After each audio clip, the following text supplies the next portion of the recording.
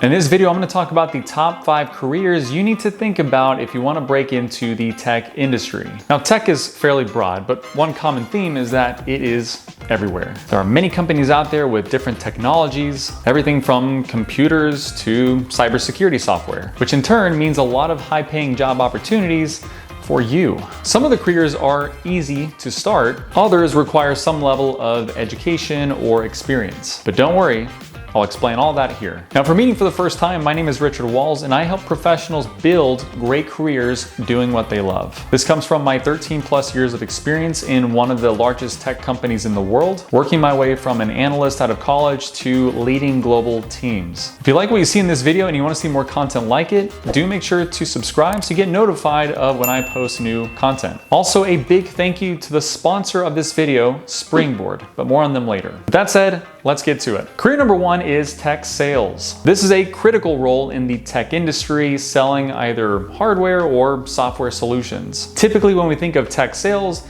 it's really in reference to B2B or business-to-business sales. Nice thing is, salaries tend to be fairly strong with really high upside potential if you're really good at it and you stick with it in the long term. Even better, you don't need a formal degree to break into this career, which is why I always highly recommend exploring tech sales as an entry point into tech. So what do you need to do to break into this and be successful? To start, you need strong communication skills. Reality is, tech sales isn't about just selling. It's actually problem solving and consulting. What issues might a customer have that the tech solution that you have to offer might help solve? And then how do you pitch the solution? And usually when you think about that, it's really how do you simplify all these complex ideas and make it easy for the customer to understand what that solution can do for them. One fun exercise might be to explain to, say, a non-technical friend or family member the benefits of upgrading their home router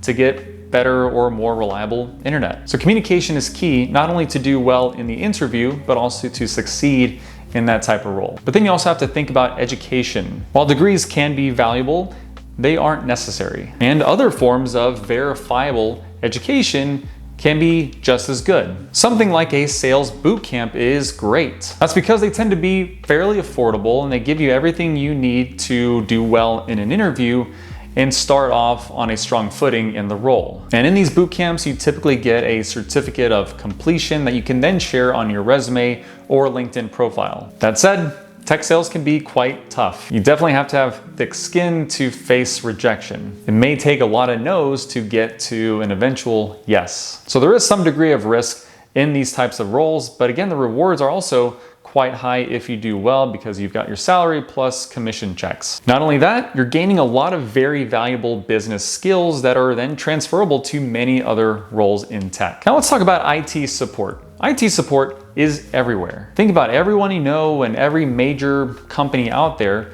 They all have technology and they all need support when something breaks. Entry-level roles to consider here might be IT help desks. You'll answer calls, troubleshoot basic issues, and then perhaps escalate some more complex problems. Don't think it's just answering phones, it's really about building a foundation for future career progression in IT. But how do you break in here? Like in sales, degrees are good to have, but again, not 100% necessary. Now, certifications are definitely something you want to consider. CompTIA is an industry-recognized certifying body with many entry-level certifications you can get in IT. Once you're in, you'll need to really build those communication skills just like as you would in sales. That's because you'll be talking to people that may not understand the technology, so again, you have to simplify complex ideas. Now, if you want to move up from there, you'll likely have to specialize in an area of IT. And one area that you might want to consider is actually the next career path that I'll talk about, and that is cybersecurity. Companies have data, and data is like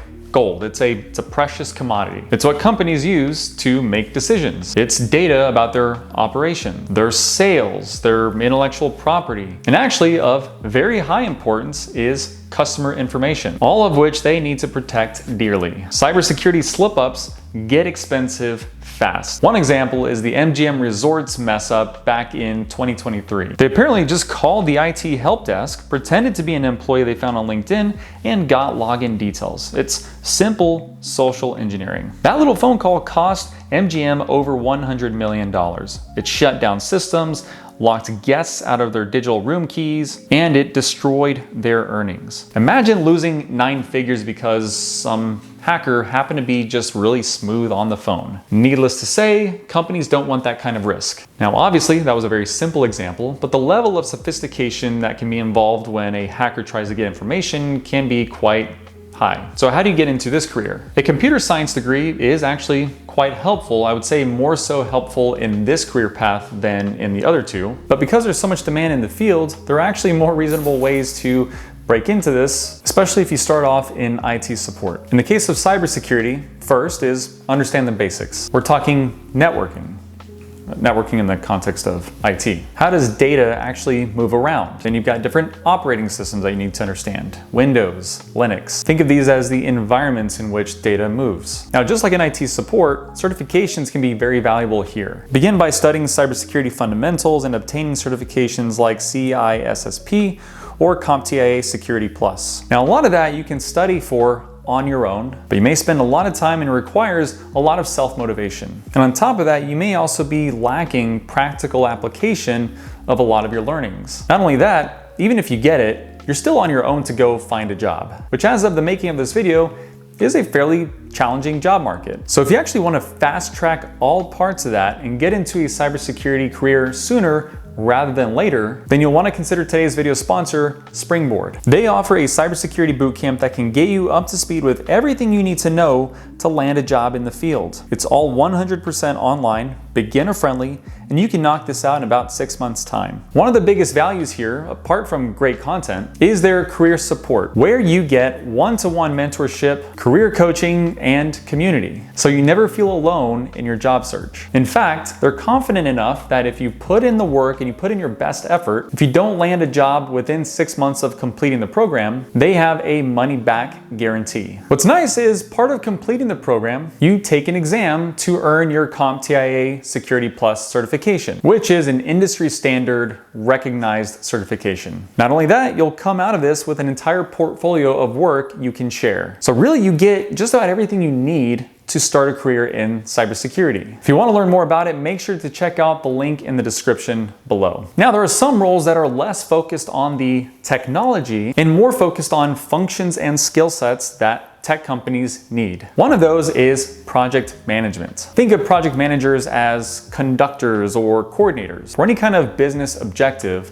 a company really leans on a project manager to take this vision and make it into a reality. They're the ones that identify the scope of work that needs to be done, who needs to be involved, holding people accountable to deadlines as well as budgets. And in the tech world, projects can be very complex. A good PM is worth their weight in gold. How do you break in here? First is verifiable education. I talk about that a lot. Certification is handy here, and one that is industry recognized is the PMP certification. It's the gold standard and it's well recognized by just about any company out there. Next, you'll want to think about experience. Now, if you don't have much in the way of project management, you might want to consider volunteering. Volunteer for a nonprofit in something that you're passionate about, or coordinate a project at work, wherever it is that you're currently working. Every little bit of experience counts, and when it comes to project management, well, there's a bit of project management elements in just about every role that you're in. Think back to the tech sales role that I mentioned earlier.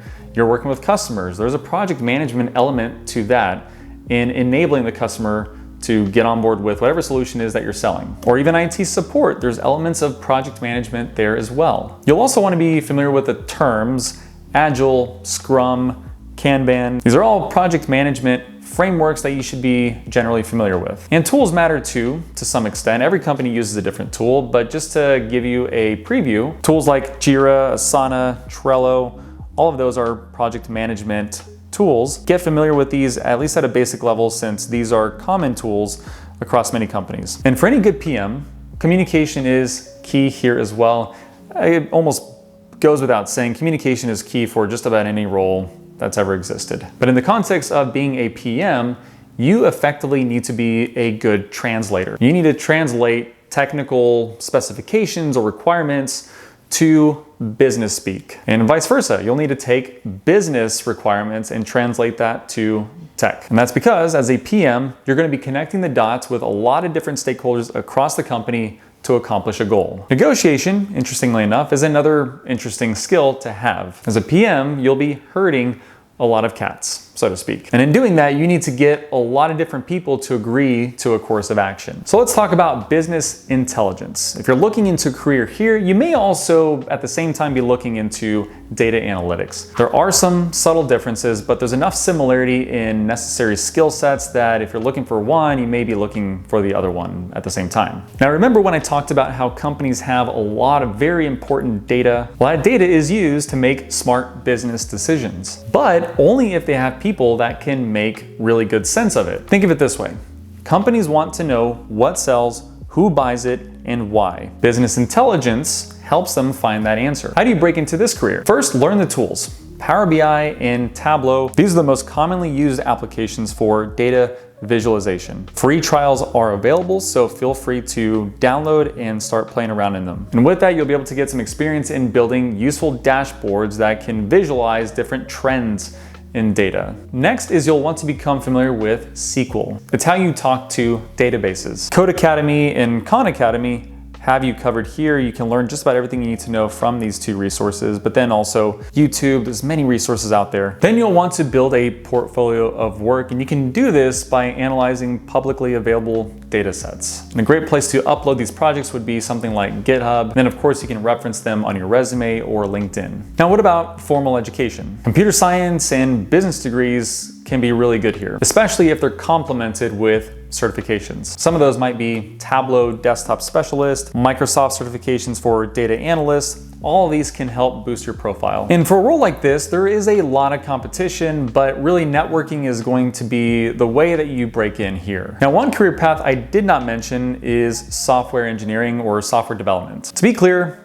I don't think this is going to go away as a career. Demand is still projected to grow over the next decade, and that's because every industry needs software. As far as the pay goes, it's still quite strong, especially once you get past an entry-level role. In some cases, you get to do it from wherever you want. There may be more opportunities for remote roles, so the core appeal is still there. However, it is highly competitive, especially as of the making of this video, which we're in April of 2025. There are a lot of highly experienced professionals in the job market that were impacted by layoffs over the last few years. Also, because of the popularity over the last decade, there are going to be a lot of people graduating with degrees in computer science. So if you're wanting to break into this career path and maybe you're a little bit further along in your current career, you're competing with a lot of new graduates that are willing to work for maybe less than what you're willing to work for, but you're also competing with experienced software developers. So it's certainly not impossible to get into software development. And if that's what you're interested in, by all means,